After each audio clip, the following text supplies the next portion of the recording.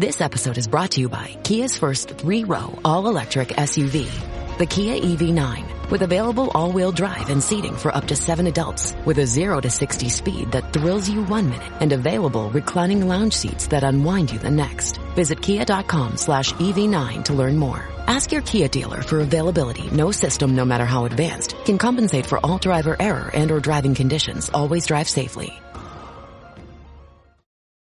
Welcome to the Human Capital Innovations Podcast, your go-to source for personal, professional, and organizational growth and development.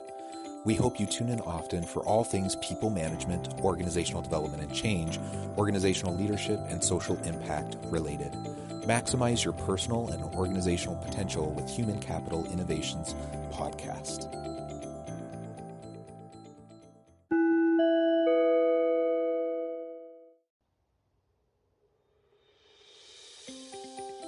Welcome to the Human Capital Innovations Podcast. In this HCI podcast episode, I share my recent presentation that was part of the UVU Provost COVID-19 academic seminar series on developing meaningful work within the COVID-19 context and beyond.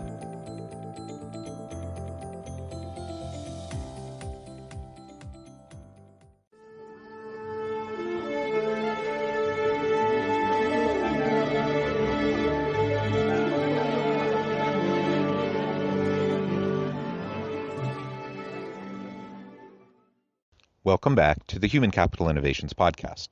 In today's episode, I'm sharing my presentation from Monday's UVU Provost COVID-19 Scholarly Seminar Series about creating meaningful work amidst COVID-19 and implications for managers moving into the post-pandemic world. This is really a combination of both a scholarly and a practitioner-oriented presentation. I combine elements of 2 presentations that I made over the summer to share with the UVU academic community. I hope you enjoy. Okay, well, thank you. I appreciate the invitation, the opportunity to share some work with all of you on campus. As you can see here, the title of my presentation today is Designing Meaningful Work During COVID-19, Implications for Managers and the Future of Work. And so when the call for possible presentations for the seminar series went out, I immediately thought that this would be a good one to share with the campus community. It's actually a combination of 2 different presentations that I did over the summer for the International Society for Quality of Life Studies. They're celebrating their 25th anniversary this year, and they do practitioner-oriented webinars. So I did one version of this presentation that was for managers and leaders, and then they have an annual conference like most academic societies do.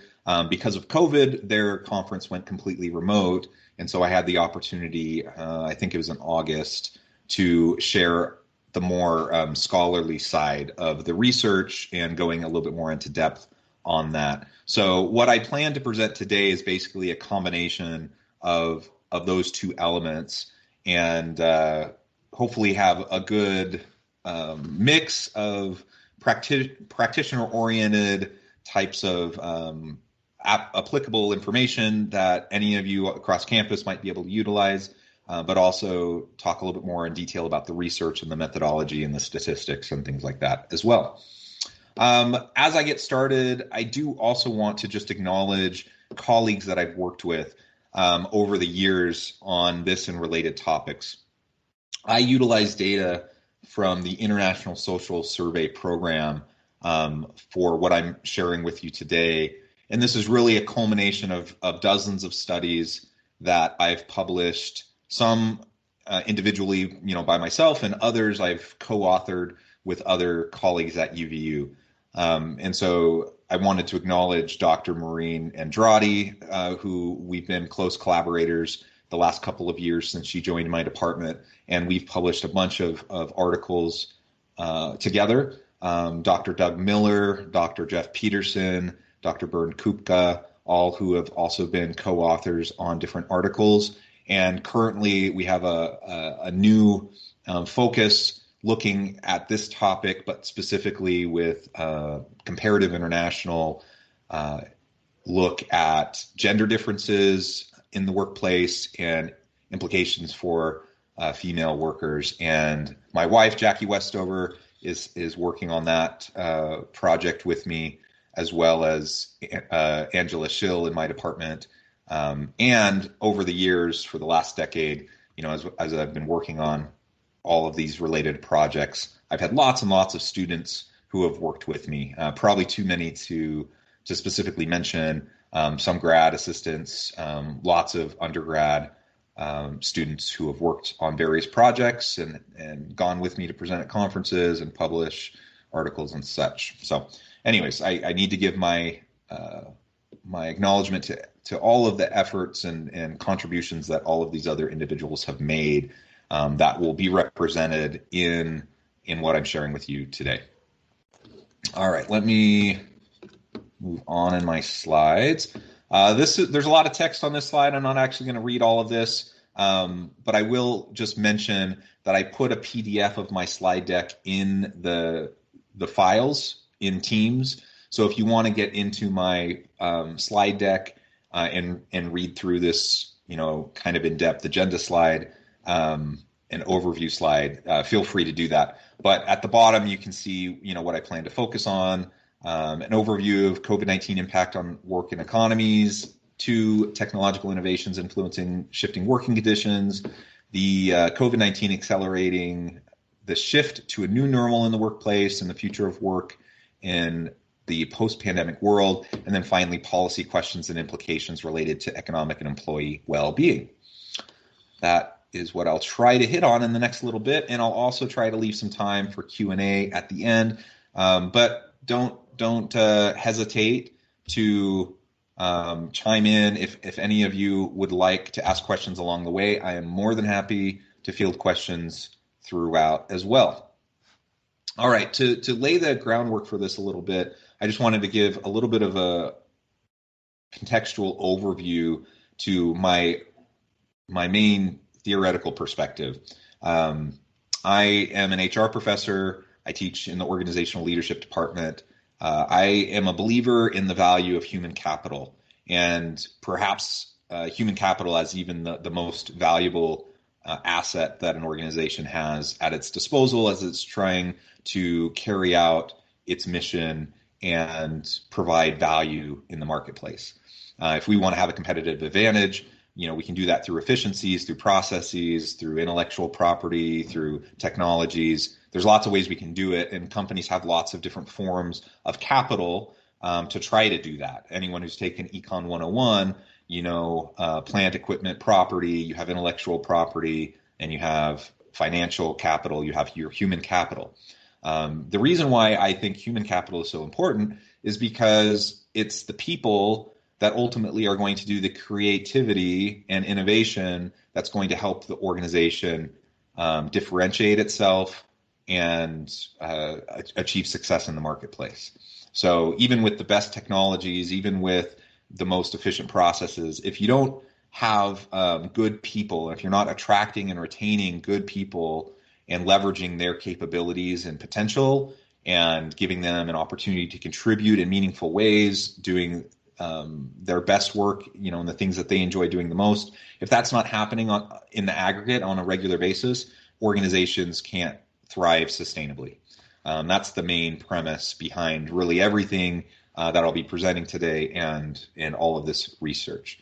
And so really I start with a foundational bias towards people-centric and people-centered organizations, that we need to value our people, we need to invest in our people, we need to create organizations with dynamic and cultures and environments of inclusivity, belonging, and diversity. And ultimately, as we start to leverage those capabilities that everyone brings to the table, that's when the organization is going to be most successful. And on this slide, you can see this is a summary figure that really highlights some of the major research findings in this area. and there's many more. There's lots of outcomes, lots of positive outcomes for having people-centric organizations and creating a high-performance work system. Ultimately, though, I just chose a few to put on this slide, and you can see the flow of how these variables interact with each other. And so at the top, you see interesting jobs. So think about interesting work, meaningful work, the type of work that you get excited about, getting up in the morning. Even though it's hard, and there may be aspects of it that are tedious, you still are excited and you're engaged and you're ready to go and you're ready to tackle the difficulties. That's what we're trying to do if we want to have a high performance work system and if we value our people, is create really meaningful and interesting jobs. When you have interesting work, that leads to more satisfied workers and more engaged workers. When you have more engaged workers they're more motivated, they have better interactions with customers, that drives customer satisfaction. It also decreases negative behaviors in the workplace. So things like absenteeism and turnover reduce dramatically when we have more engaged, satisfied, and motivated workers. And when that's the case, that lowers cost. When we have more satisfied customers, we retain more customers, we have more brand loyalty, that leads to higher sales, and both the higher sales and the lower costs lead to higher profits. Nobody's going to argue against higher profits for an organization. And so as you look through this flow, you can see, kind of the business case for why people-centric organizations is really important.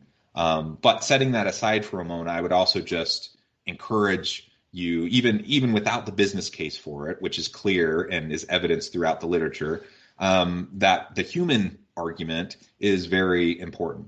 That we want to treat people with dignity and respect. We want to show that we value them, and we want dynamic, inclusive organizational cultures.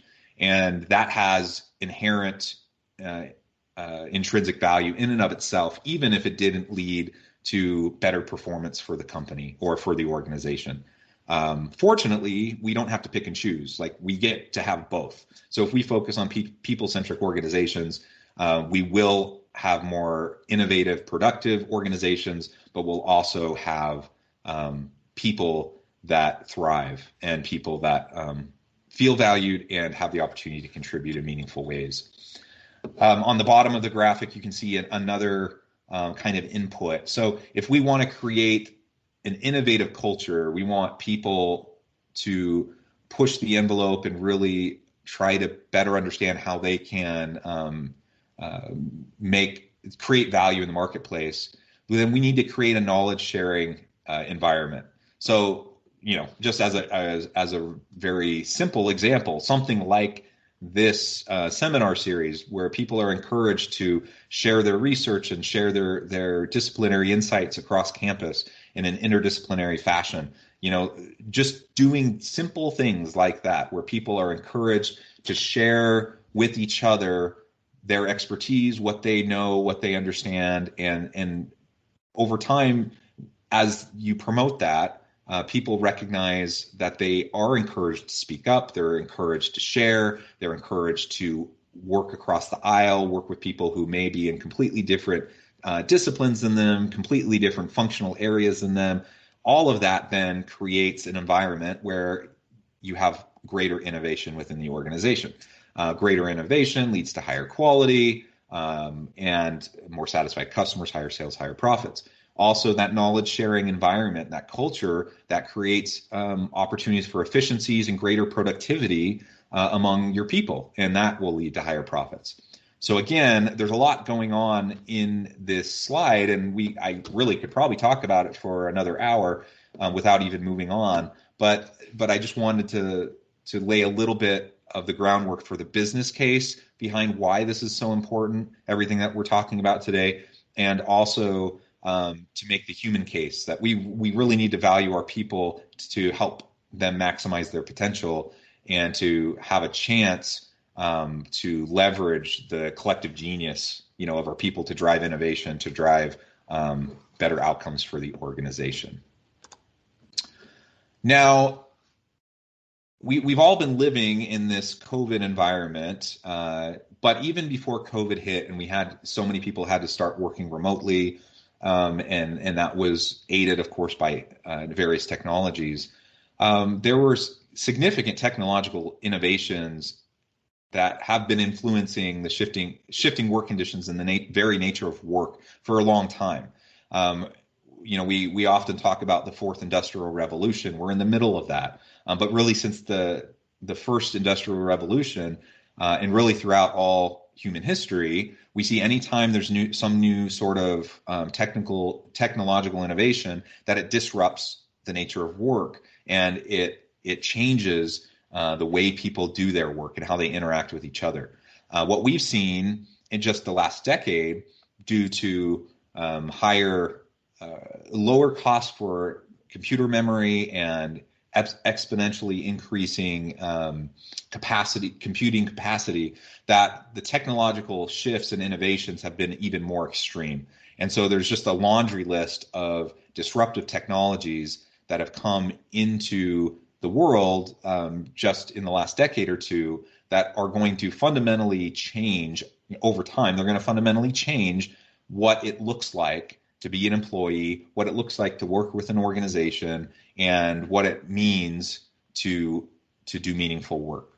Some examples, I'm sure you've talked and thought a lot about things like artificial intelligence and machine learning, blockchain, pharmacogenetics, driving vehicles, robotics. There's just so many things. The list goes on and on and on. All of these disruptive technologies that ultimately are going to replace a lot of the more routinized types of tasks that we do as part of our job. And it also highlights, though, the types of work that will be very difficult to replace. So as I think about my job as a professor, and what my job looks like today versus what it looked like when I started 11 years ago versus what it might look like in another 10 years, I suspect there will continue. It's already shifted a lot, and I expect it'll continue to shift quite dramatically. And so I need to learn what types of behaviors, what types of value do I add to the organization in order to set myself apart so that I'm still employable, right? And we all need to think about that question because what we've done in the past won't necessarily translate to what needs to be done in the future. So this next slide shows some of the skills that are needed in the future workplace and those drivers of change. So on the outside ring, you see those drivers. So we have an increasingly computational world. We have superstructured organizations. And we could argue about all of these and say whether they're good or bad. But the reality is they just are. They exist. So this is happening. And whether it's good or bad or you're indifferent to it, this is the context that we're in. We're in a globally interconnected world, increasingly so. We have new media ecology constantly, new forms of media coming about, new communication tools. We have new smart systems and machines, and simply the demographics of humanity continue to shift, where lifespans continue to increase, the longevity of workers and the viable number of years that we can remain in the labor force continues to increase. So what does that mean for how we upskill and reskill ourselves over time? These are all the types of questions we need to be thinking about. So in the middle of this diagram, you see some of those different skills that are needed. And these are all skills that if we have, we will survive just fine as the nature of work shifts as driven through technological advancement and these other drivers. Things like cognitive load management. We need to have cognitive agility, and we need to be able to be highly adaptive, and we need to be able to manage and juggle a lot of complexity. Virtual collaboration. Now we're living that right now, right? At this moment, I'm sitting in the corner of my bedroom while I'm presenting to people across campus, and probably your home offices and bedrooms as well. And we do have a lot of opportunity for collaboration. In fact, I would say that since COVID happened, I've been doing a lot more international collaboration than I had done even previously, simply because everyone has shifted their mindset towards these virtual opportunities, and so it's just so easy to hop on with anyone. Just earlier this morning, I was talking with a colleague in Tel Aviv, and when we had a really great conversation, and that's awesome, and there's no reason why we can't continue to explore those types of virtual collaborations. We need to be literate within new media. We need to have cross-cultural competencies, adaptive thinking, sense-making, design thinking, transdisciplinarity, and we could add others. I'm sure there are other important ones that would also go into the skills that are needed for the future of work. But ultimately, these are our value-added proposition as human workers in organizations. Anything that's routine, any skill set that can easily be replaced by robots, computers, or new technologies. Simply, we won't that if that's what our job is and we can't adapt, then our jobs will likely be displaced over time. And again, that's not even, there's no value judgment there. It just is. That's a fact of the situation. Okay, so now let me, with that as groundwork, let me get into summarizing some of the studies that have been completed over the last decade in relation to this.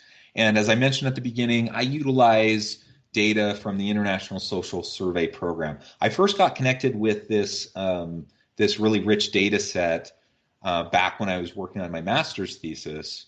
And at the time, there were only two waves of this data from 1989 and 1997. And then as I was moving into my dissertation and my PhD, the next wave was released, the 2007 wave. And since then, there was yet another wave, the 2015 wave, and there will be another wave of this data that comes out in another couple of years.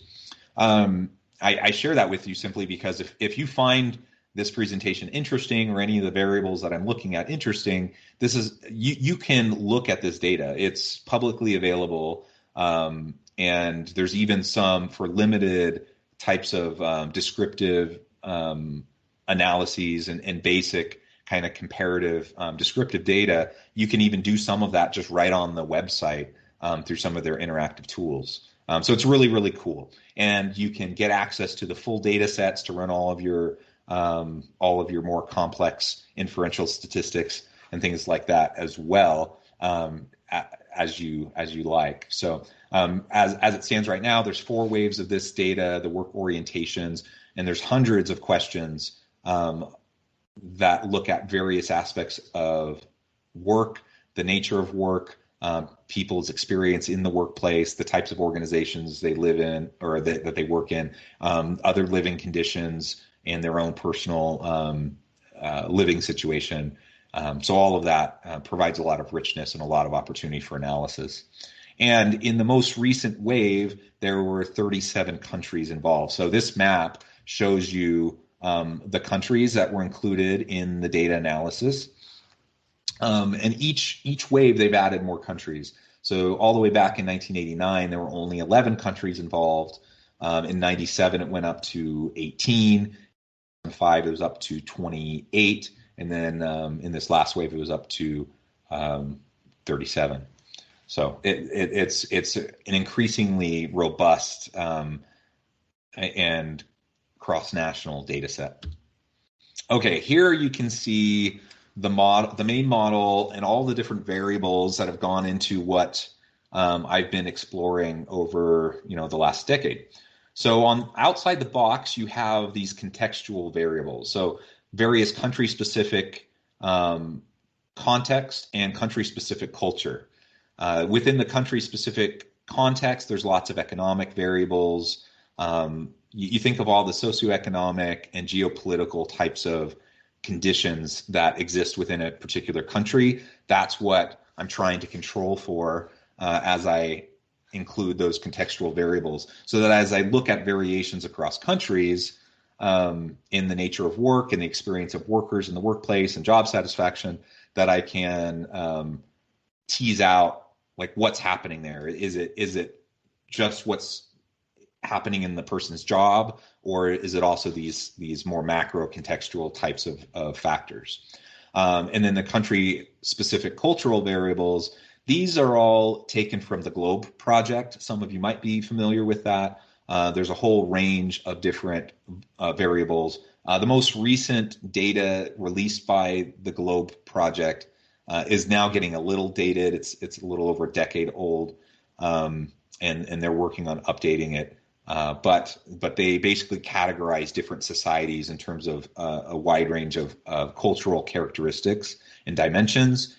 So controlling for those cultural characteristics and dimensions, as well as the socioeconomic and geopolitical factors, you can start to have a sense of what macro variables are impacting versus what micro variables are impacting the nature of work and jobs. Now, inside the box, you can see all of the kind of core analysis. Oh, I should back up too. For anyone who loves statistics, the way this model works is it's a hierarchical linear model. So when you're actually running the statistics, you have one level where you look at these contextual variables outside the box and how they impact everything inside the box. And then from there, you run a second model where you're controlling not only for the individual control variables inside the box, but you're also continuing to control for the contextual variables outside the box. And ultimately, you can see how they all connect with each other in terms of the outcome variable or the dependent variable.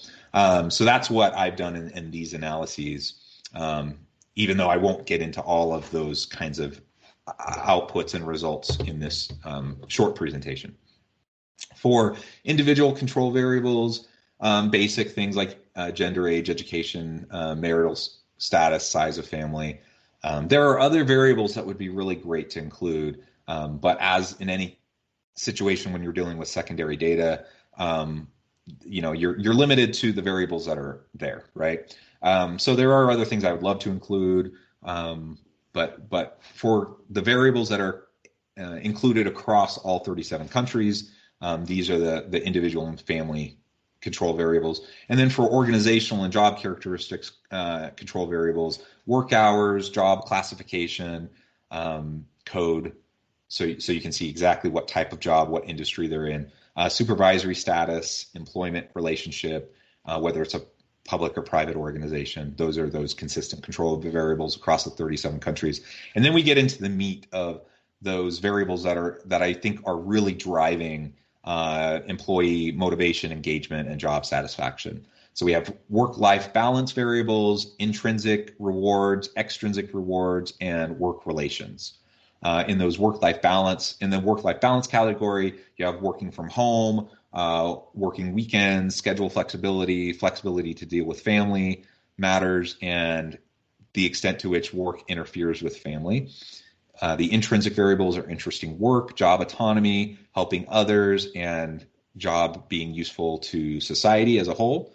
Extrinsic variables include job security, pay, promotional opportunities, physical effort, and work stress. And the work relations include relationships with your coworkers, relationship with management, your contact with others throughout the nature of your work, and the extent to which you experience discrimination in the workplace or harassment in the workplace. And then all of this then feeds into job satisfaction. Okay, so just real high level, quick descriptive comparison as we look at job satisfaction across countries. So this is based on the 2015 data, and we can see the mean scores. And I apologize, I'm looking at it. This graph doesn't include the names of all the countries. It includes about half of them. I just need to stretch it out a little bit more so all of the names will pop up. Anyways, all 37 countries are included here, and you can see that there is, of course, variation in job satisfaction levels across countries. And you have some countries that are particularly high. This 5.8, I believe, is one of the Nordic countries. Over here, you can see Denmark, 5.5. That's one of the higher ones. And Venezuela all the way at the end at 5.9. And this is on a 7-point Likert scale. And And then we have on the low end, you have some Asian countries, China 4.7, Japan 4.5, and I'm trying to remember off the top of my head this 4.8. Russia's right next to it, so it's not Russia. Anyways,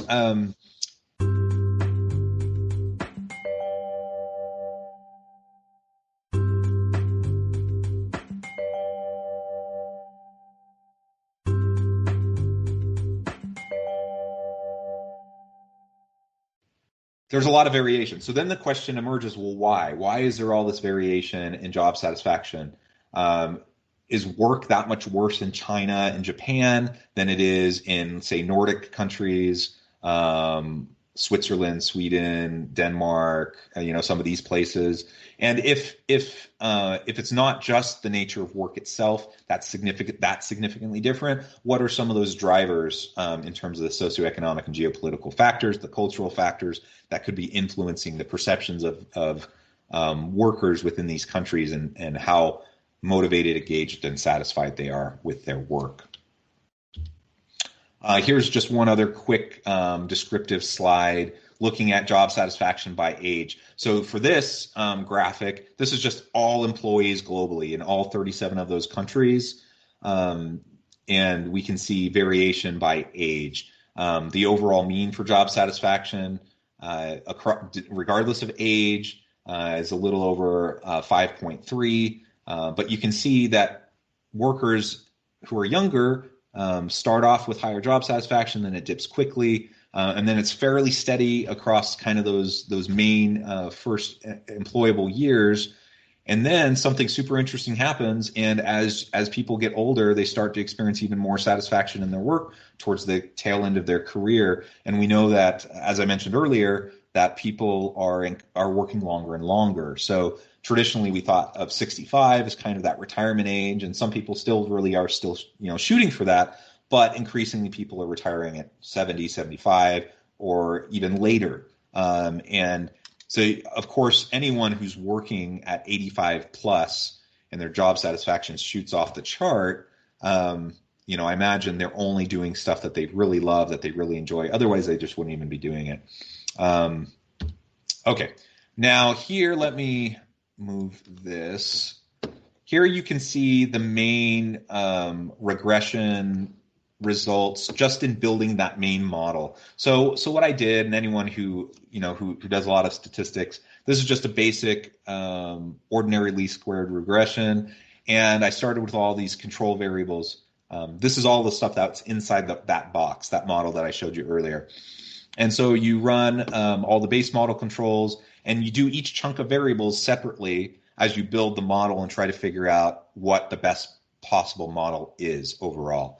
And along the bottom, you can see the adjusted R squared. That's the overall amount of variability in the outcome variable or the dependent variable that can be explained by the independent variables or the model variables. So for example, in this base model, these are just control variables, right? And you can see all of them except for family size are statistically significant.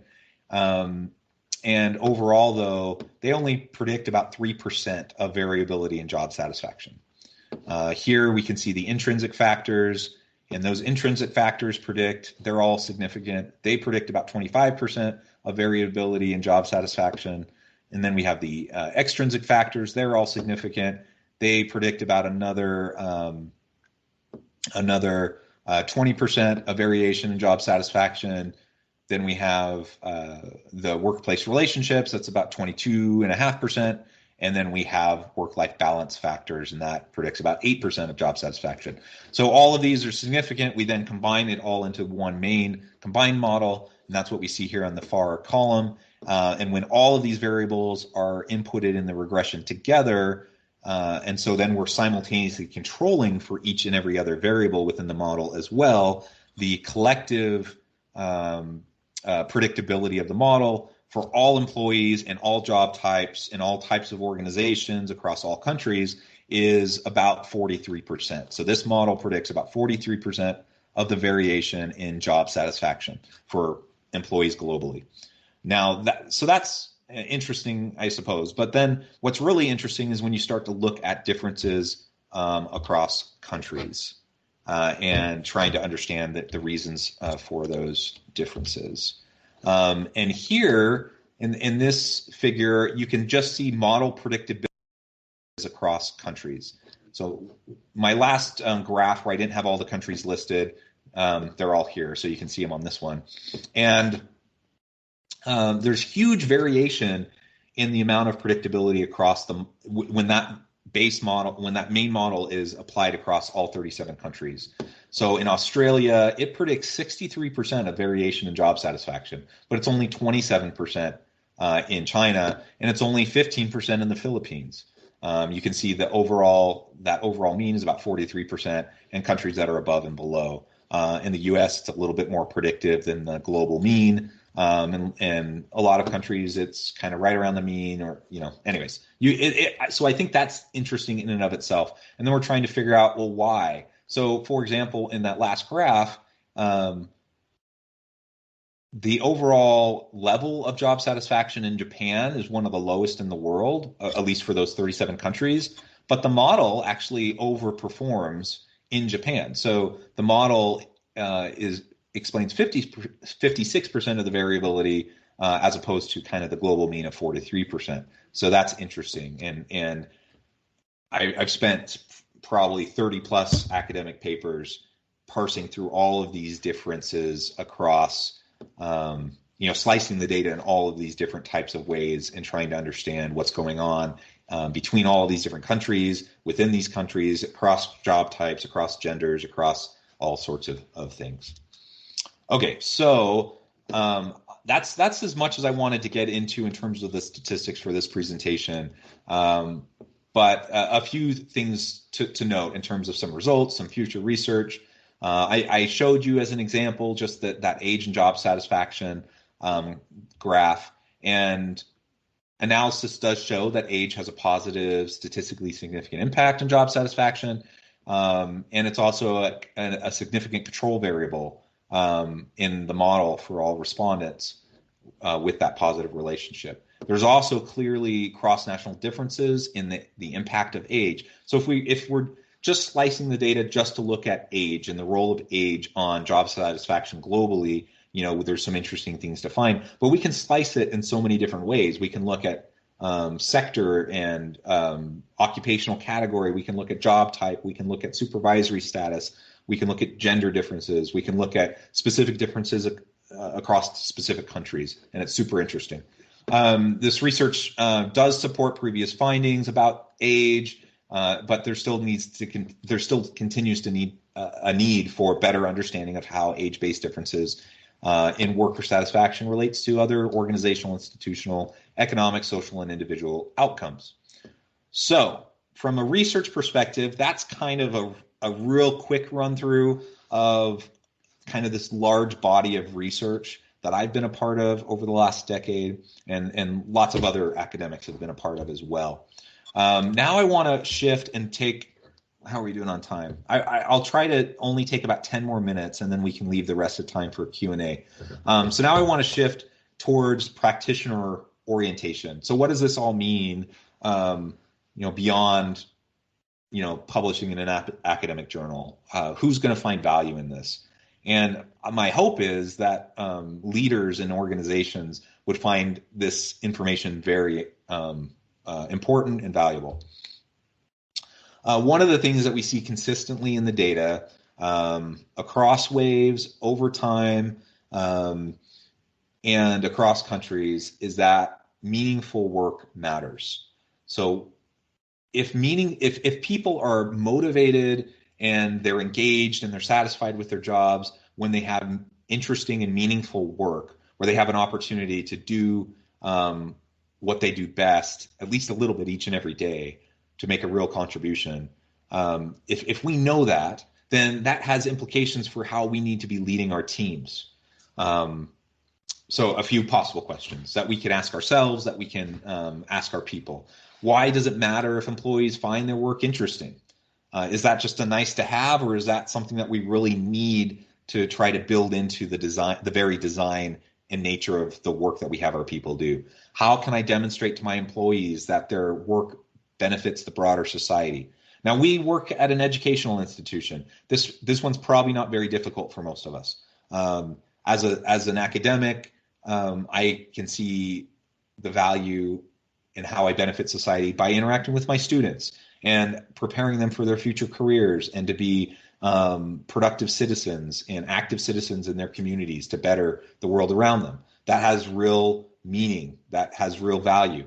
I also have a lot of interest in my work just because, as academics, we get to do a lot of different things, right? We get to dabble in a bunch of different things. We get to explore our interests. We get to focus on those things that are most important to us. And that's actually quite a unique facet of the work that we do. And not everyone's as fortunate to have that amount of flexibility in how they design their own work experience. But that makes for interesting work. How do my employees feel about their work? Do they find, I might try to design a work environment and jobs that I think are interesting and meaningful, but how does that translate over to what my people actually think and what's salient drivers to them? All the data that I was just showing you was super macro level. You can drill down into really individual level types of outcomes, but even then, ultimately, it's one thing to talk about the data in a statistical model. It's a totally different thing altogether to go into a team of people, say I'm a manager and I have 5 people that report to me or something, and actually knowing them, knowing their salient factors, knowing what motivates them, and all sorts of things influence that. Life stage influences that. Family dynamics and what's going on at home influences that. So there's just so many different things, and ultimately we need to know our people, or if we hope to create meaningful work. And how can I better design the jobs of my team so the work they do is more meaningful? And frankly, there's a lot of things that you can do that are low cost or no cost to increase meaning and purpose in the work that people do. So I'm not talking about like hiring a high priced consultant. There may be a time and a place for that, or some new program. It doesn't necessarily have to be anything complex, but there's a lot that you can do that's low cost or no cost that can start to make an immediate impact. Another important area is job autonomy. People want to have the opportunity to make decisions about how they perform their job, right? And that's actually one of the things I value the most about my job currently is that I have so much autonomy. And I'm someone who likes to be productive, and I don't want to spin my wheels or waste my time on things. And so job autonomy is awesome because that means I get to design my experience at work each and every day as long as I'm productive and as long as I get stuff done. And as leaders, providing more opportunity for job autonomy means we have to let go of some control. We need to trust in our people, and we need to empower them to do their best work. And when we can do that, and they can learn how to exercise appropriately their own job autonomy, then things can really thrive within organizations. We could go on and on. In terms of some of those work-life balance factors, working from home and scheduling flexibility have been big determinants of engagement, motivation, and job satisfaction for employees. And it's one of those biggest factors in terms of attracting and retaining good people within an organization consistently over time. And that certainly has played out in my data analysis in this international sample. I think this is particularly relevant, though, as we continue to move into the future of work, and as we see an acceleration into that future based on this COVID dynamic that we're all a part of. I've worked remotely before, but it hasn't been until COVID happened that became my predominant mode of work. And my wife also works from home. My kids are all doing online school, right? We're all navigating all of this virtual work and working from home. With that comes scheduling flexibility if the employer will allow for it. So then it doesn't really matter when I'm doing my work. I'm not always the greatest sleeper. And so if I'm up at like 4 a.m. and I know there's no chance of me getting back to sleep, I can get up and work, and I don't need to wait until 8 o'clock. Likewise, I don't need to do simply 8 to 5. There's oftentimes that I will take breaks during the day. I'll work early. I'll take a break during the day. I'll work into the evening after the kids are in bed. Those types of situations, I think we're all feeling out and trying to determine what works best for us and our families. I have 6 children who are all doing online school, right? And so that is a dynamic that requires a level of flexibility for me to care for my family situation while also trying to meet my obligations for my employer, UVU, right? And so as a manager, as I can provide appropriate scheduling flexibility, I can provide reasonable working from home options, that can do a lot to ease the pressure that people are feeling, particularly during something like a pandemic. And people highly value that, and they appreciate the effort that employers make to allow for that.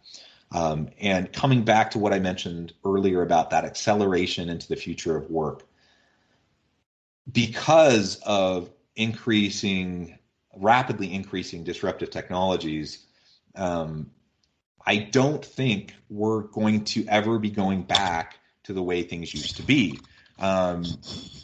This, in fact, I believe has only sped up the process for how things are going to continue to shift.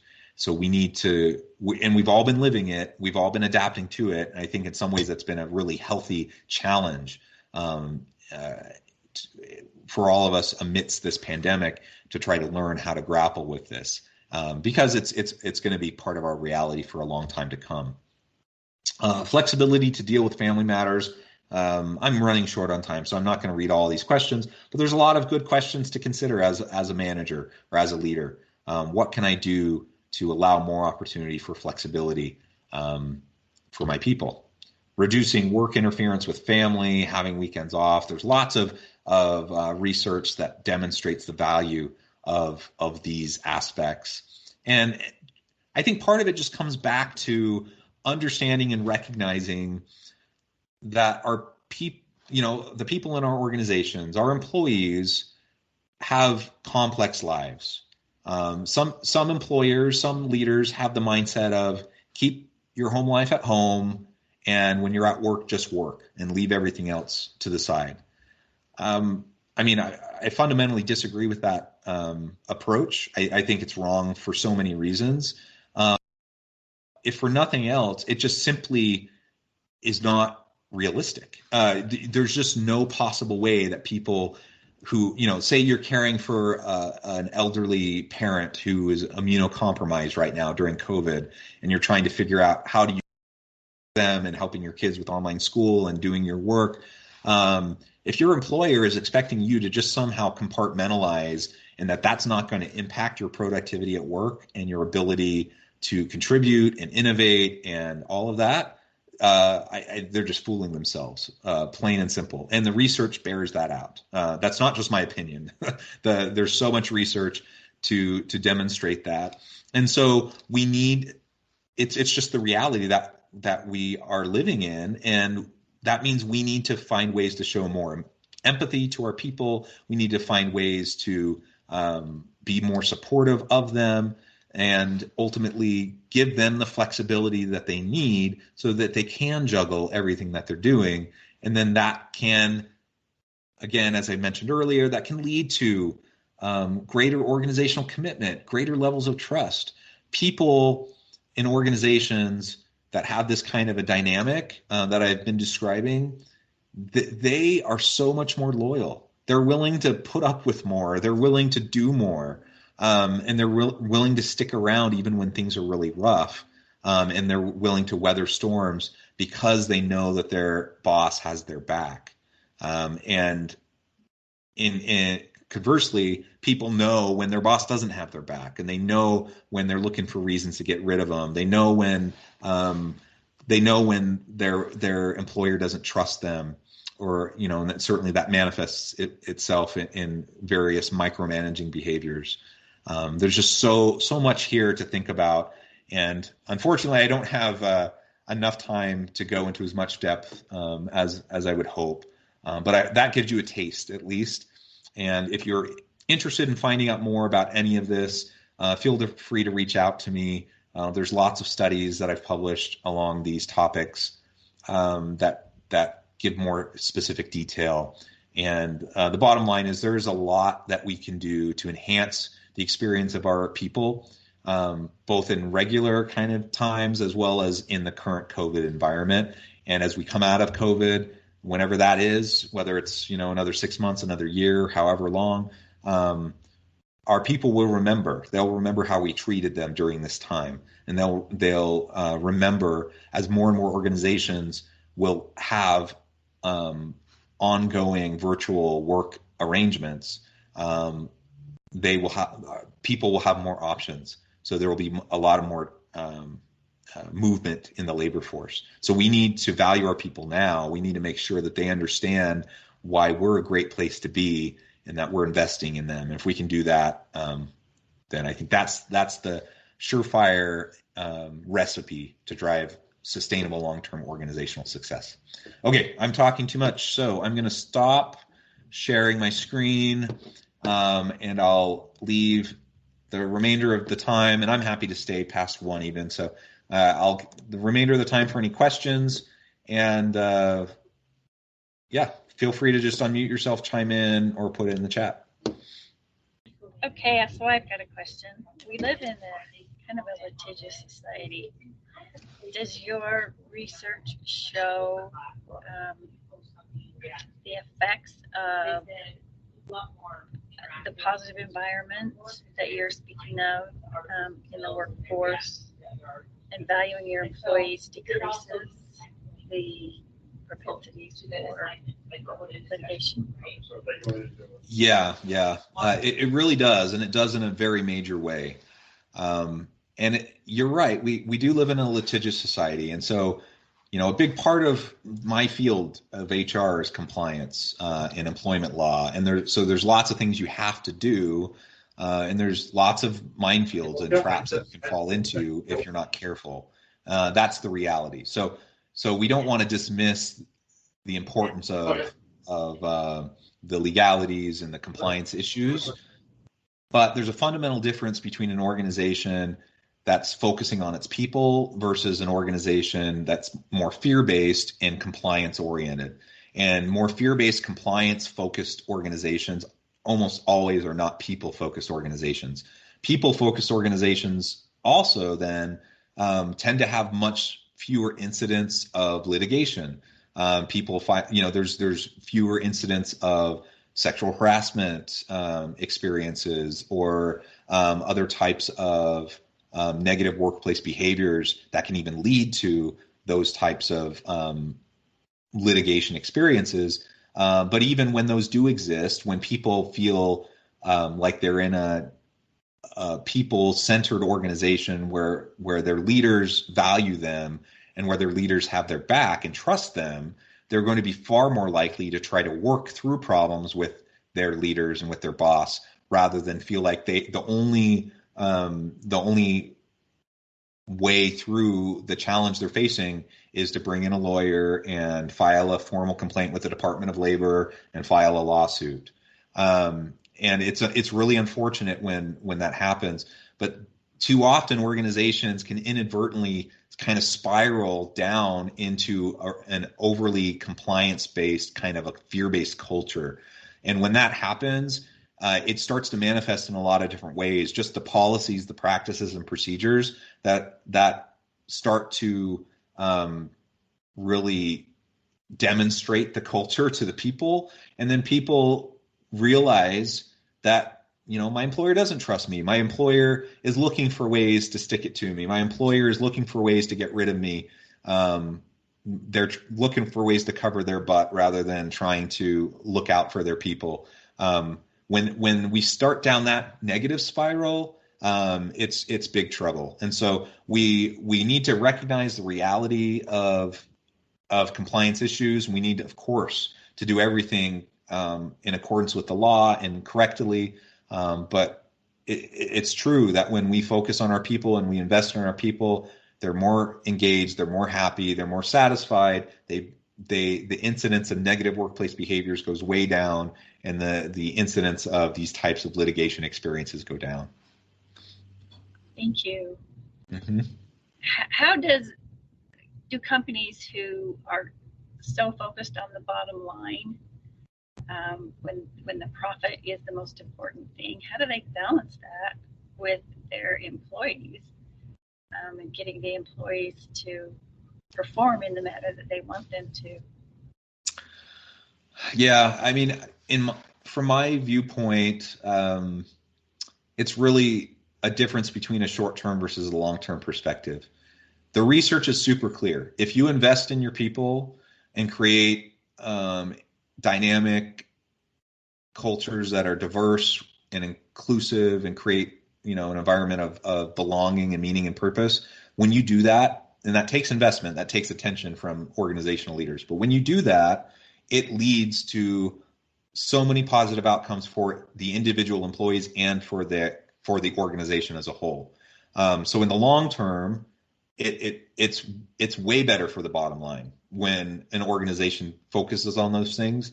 However, in the short term, it can look, it can hurt the way you appear. And that's part of the trouble we have with our short-term orientation in the US, for example. Everything is driven so much by quarterly earnings reports and just like these immediate kind of orientations that we have, that we want to see progress right now. And because of that, a lot of times what ends up happening is that you're pushing people to get results now that will ultimately hurt you and undermine your own efforts in the long term. And that, I think, it's not a mutually exclusive goal to have to make money and have profits, as well as value your people. And there's so many really great examples of that, of companies that have done that. And you can do comparative studies of organizations that take a fear-based, compliance-based, profit-focused approach versus companies in the same industry doing the same types of work, same products and services, who take a people-centric first approach. And what it demonstrates is it's a false dichotomy. It's not a trade-off. You can do both. So that's how I would respond to that question. Though it's obviously gets more complex than that when you start to get into the details.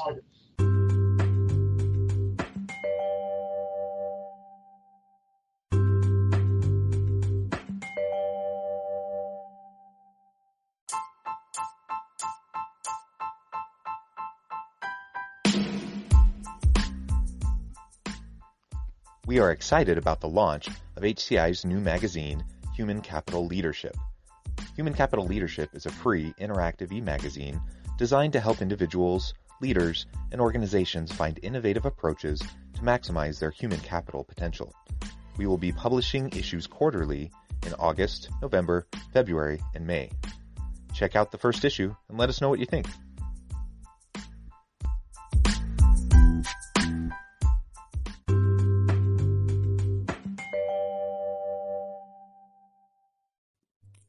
Thanks again for joining us for this episode of the Human Capital Innovations Podcast. I hope you stay healthy and safe and that you have a great week.